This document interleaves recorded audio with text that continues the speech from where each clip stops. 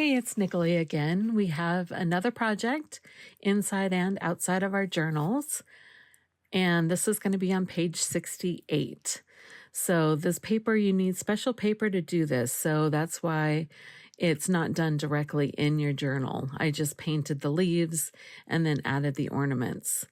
Excess paper that we're going to have, we're also going to cut out, and you can make Christmas cards out of the excess if you wish. This marbling technique is a lot of fun, and we're going to do it in a couple of different ways. So you don't need to have all of the things I'm going to show you, just a few of them. All right, the first thing we're going to start with is we need some blowing stuff to move paint around. I've got canned air, some blowers, a straw, any way you can get the air to move around. The punch is going to be for our ornaments.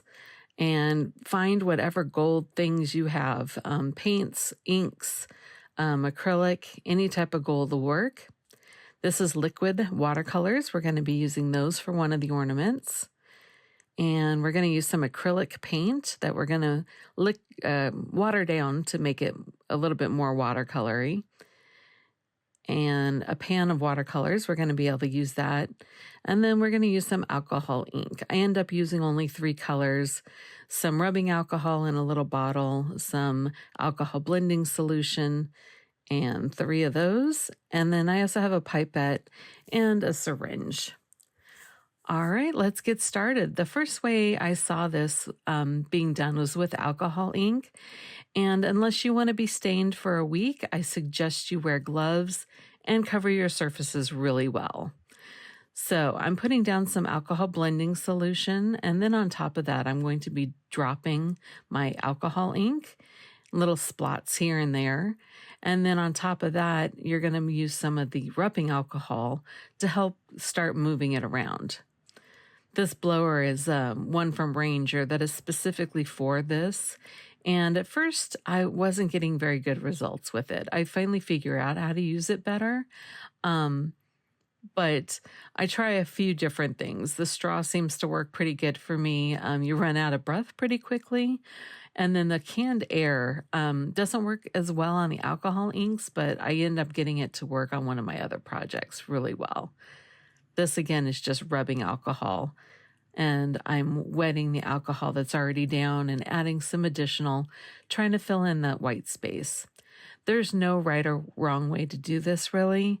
I didn't like the big blotches of the dark color, which is a rosewood.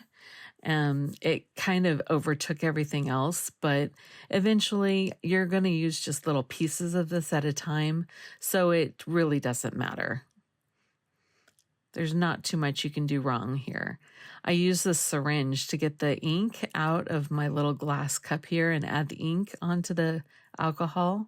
And it's wonderful. It bubbles up like crazy. It's so much fun, but it spreads really, really well and ends up making everything just shimmery.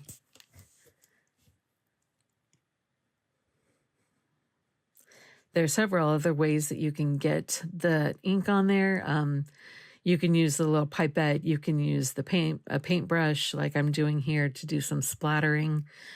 So the syringe isn't really necessary, but it was a lot of fun. Now this first piece of paper, this is Hewlett-Packard glossy photo paper, and I like it. It's really sturdy.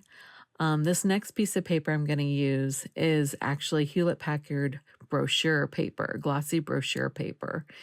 And it doesn't seem to work quite as well.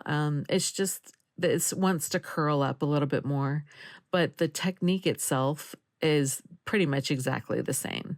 You just don't want anything matte or anything that's going to soak up this ink. You want to make sure that it's something glossy. I know Yupo paper and mineral paper are both suggested for this project. If you have any of those, I would definitely recommend trying that. All right, so the second one is starting to look really good. And I think it looks much better than the first one did. The ink's moving around a lot better. I'm going to add some of that gold again on top of it.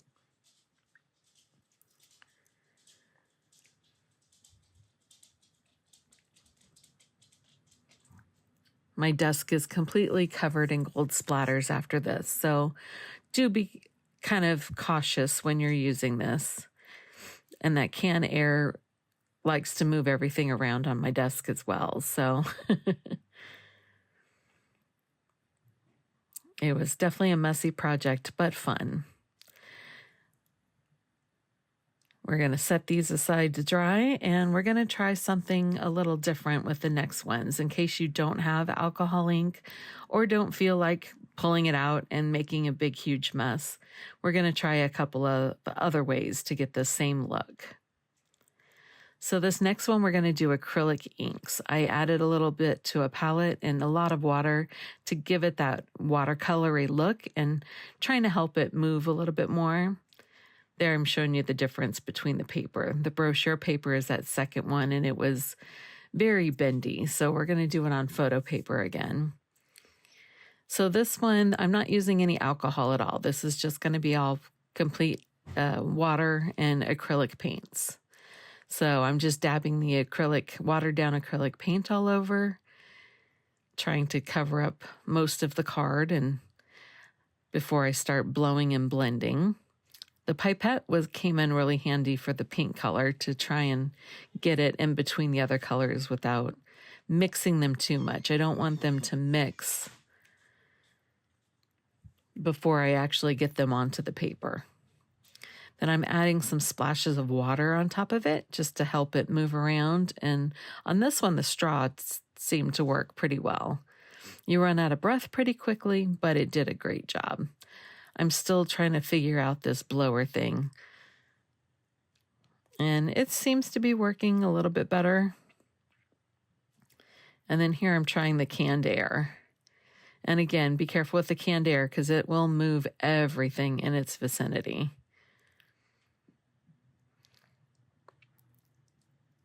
And here again, this is kind of a layering process. You just keep adding color into the places where you think it needs more color and blowing the color around. And for this one, the gold is going to be also acrylic paint. And I didn't add as much water to it. I wanted it to not to be quite so diluted. So it's a little bit thicker, and I probably should have watered it down a little bit more. I think it would have moved around a bit better. But it ended up looking just fine. So got that straw back out again, using my lung power to move that paint around.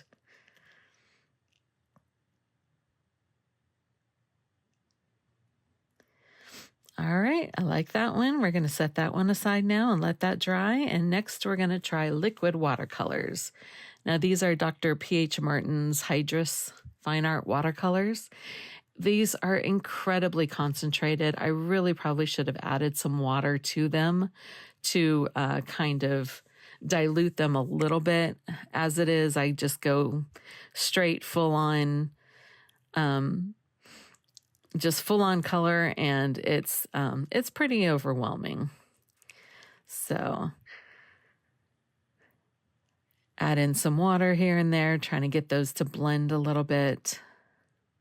I'm using the brochure paper here. You can kind of see how it's wanting to pop up because of the excess water, and I'm using my thumbnail to try and hold the paper down while I'm working. So this one, again, the pipette kind of helps you to place it where you want it without blending it too much.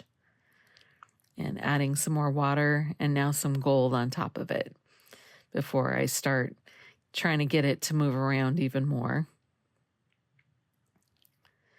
I found with the blower thing that if you use your thumb in the back of it and fingers on the front, that really helped my technique a little bit. But like I said, I had too much watercolor in there and it was so dark. So I'm going to sop a little bit of that back up again.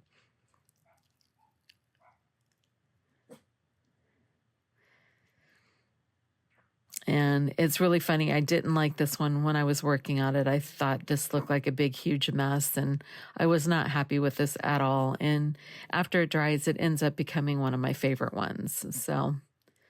So don't judge it as you're working on it. Just keep going. Don't get too discouraged. Let it dry and then determine whether or not you like it. Yep, a little bit more gold splatter here and there.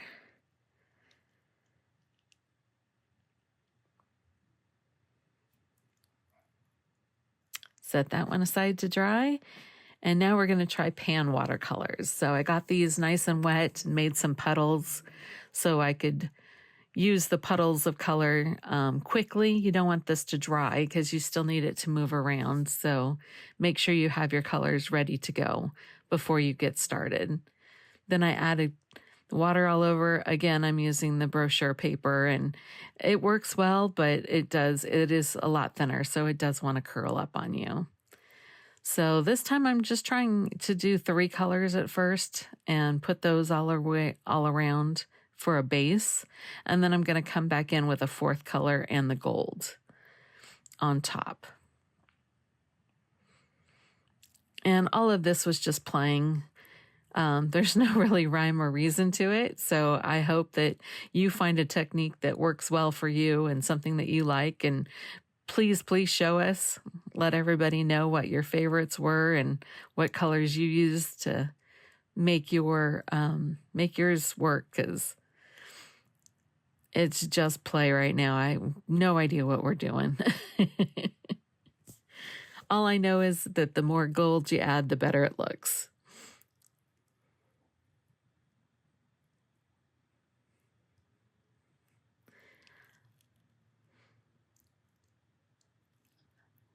All right, and using that blower again, kind of trying to get that gold to move around a little bit. That looks pretty good. I think we're gonna wait for that one to dry.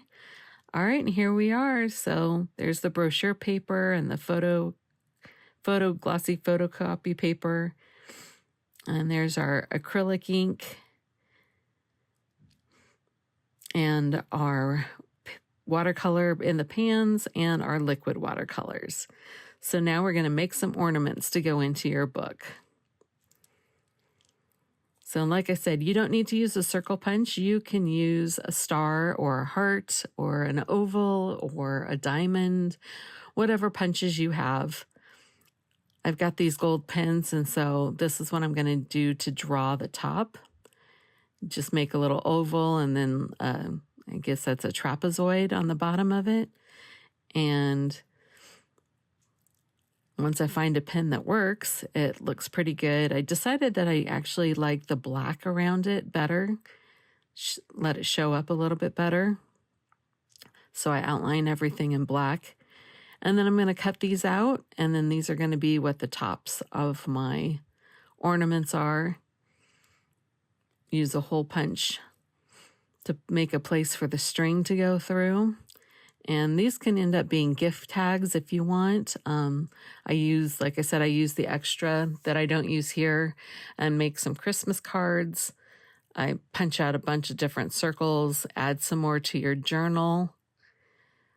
So, however you'd like to use them, but because you're just using little pieces of them, the different colors doesn't seem to make as much of an impact like it does when they're in a big sheet like that. All right, so those are the 3 that we're going to make some ornaments out of. Here we go.